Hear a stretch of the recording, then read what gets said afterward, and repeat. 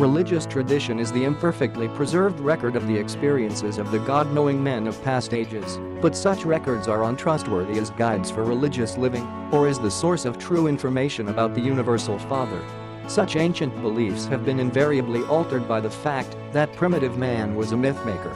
One of the greatest sources of confusion on our planet Urantia concerning the nature of God grows out of the failure of our sacred books clearly to distinguish between the personalities of the Paradise Trinity and between Paradise Deity and the local universe creators and administrators. During the past dispensations of partial understanding, our priests and prophets failed clearly to differentiate between planetary princes, system sovereigns, constellation fathers, creator sons, superuniverse rulers, the supreme being, and the universal father. Many of the messages have subordinate personalities, such as life carriers and various orders of angels, have been, in our records, presented as corning from God himself. Our Urantian religious thought still confuses the associate personalities of deity with the universal father himself, so that all are included under one appellation. There are people here on our planet who continue to suffer from the influence of primitive concepts of God. The gods who go on a rampage in the storm, who shake the earth in their wrath and strike down men in their anger, who inflict their judgments of displeasure in times of famine and flood. These are the gods of primitive religion. They are not the gods who live and rule the universes. Such concepts are a relic of the times when man supposed that the universe was under the guidance and domination of the whims of such imaginary gods. But mortal man is beginning to realize that he lives in a realm of comparative law and order as far as concerns the administrative policies and conduct of the supreme creators and the supreme controllers.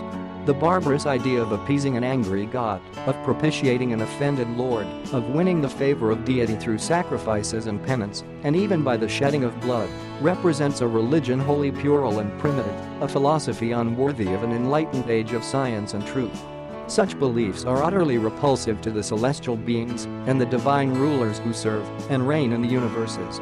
It is an affront to God to believe, hold, or teach that innocent blood must be shed in order to win his favor or to divert the fictitious divine wrath. The Hebrews believed that without the shedding of blood there could be no remission of sin. They had not found deliverance from the old and pagan idea that the gods could not be appeased except by the sight of blood, though Moses did make a distinct advance when he forbade human sacrifices and substituted therefore, in the primitive minds of his childlike Bedouin followers, the ceremonial sacrifice of animals. The bestowal of a paradise creator son on our world, Jesus of Nazareth, was inherent in the situation of closing a planetary age. It was inescapable, and it was not made necessary for the purpose of winning the favor of God. This bestowal also happened to be the final personal act of a creator son in the long adventure of earning the experiential sovereignty of his universe. What a travesty upon the infinite character of God! This teaching that his fatherly heart in all its austere coldness and hardness was so untouched by the misfortunes and sorrows of his creatures that his tender mercies were not forthcoming until he saw his blameless son bleeding and dying upon the cross of Calvary. But we are to find deliverance from these ancient errors and pagan superstitions respecting the nature of the Universal Father. The revelation of the truth about God is appearing, and our human race is destined to know the Universal Father in all that beauty of character and loveliness of attributes so magnificently portrayed by our Creator Son who sojourned on Urantia as the Son of Man and the Son of God.